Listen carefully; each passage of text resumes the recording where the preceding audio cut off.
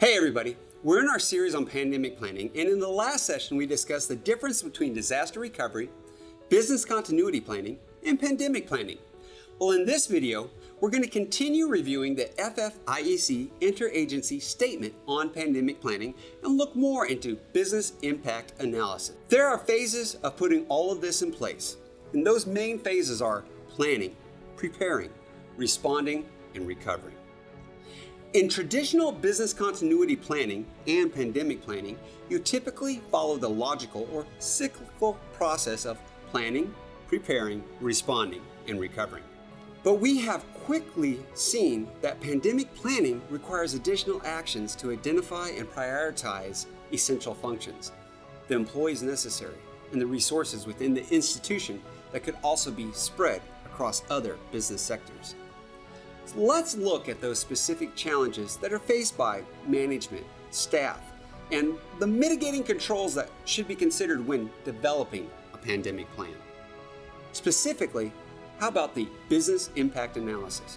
You'll also hear this referred to as BIA. We've got to have our acronyms in the industry, right?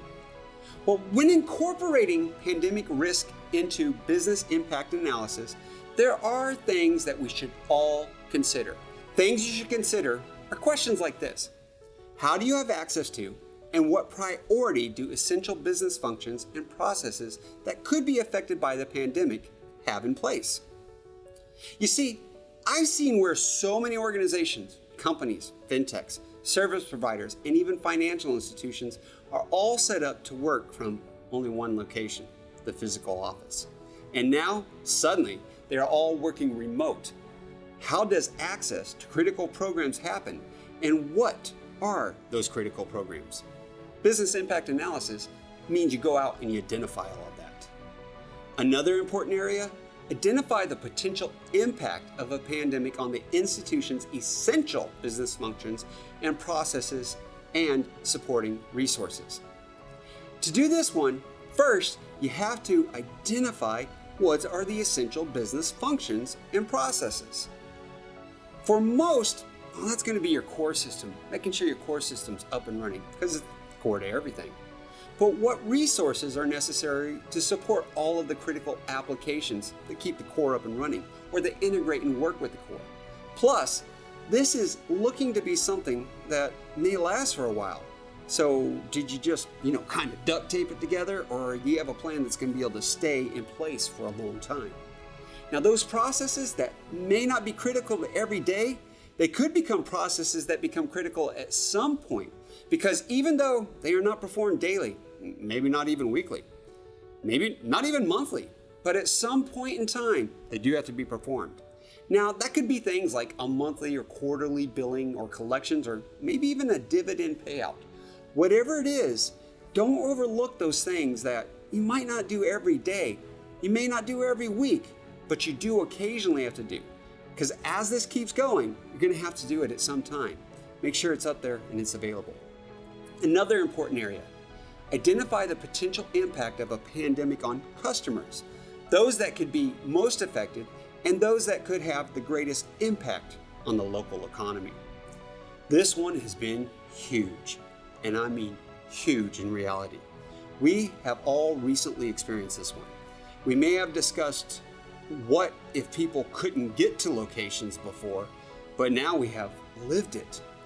One of the most interesting and unexpected pieces was how would the internet react? Suddenly, with everybody going to, the virtual meetings, with students also going to online classes. They were there before, but now every student's online. And all of this on top of the regular load that the internet was taking, well, it's been very taxing to some networks and to some systems. It does seem that the local economies are being affected differently as well. Here in Tampa, there are many stores completely closed, but others that are still operational, at least in some capacity. Next, we need to look to identify the legal and regulatory requirements for the institution's business functions and processes. Pandemic or no pandemic, staying on top of regulatory requirements, that one can be very taxing. Just understanding the regulatory requirements can be a challenge itself. I happened to have a call recently with an organization that has services and software that help to search through all the regulations and make the understanding of all the rules and regulations much easier to grasp. Not an easy thing to be able to do. They still have to be taken into consideration. I'd even say they have to be followed and obeyed when enacting your pandemic plan. Another important area, estimate the maximum downtime associated with the institution's business functions and processes that may occur during a pandemic. I think this is one we would all like to know. How long is this going to last? How long are we going to be working remotely in the safer at home new world? We don't know for sure. So we have to keep systems and operations up and keep them processing. It's not like when we have a tornado or a hurricane that comes through and takes down systems. In the pandemic, most systems actually stayed up and operational. The task has been making sure that they can still be accessed and maintained remotely. Another important area is to assess cross-training conducted for key business positions and processes. I've been preaching this one for years. Personally, I'm a big fan of when you're a manager, you should know every job that your team does. Yes, I said a manager.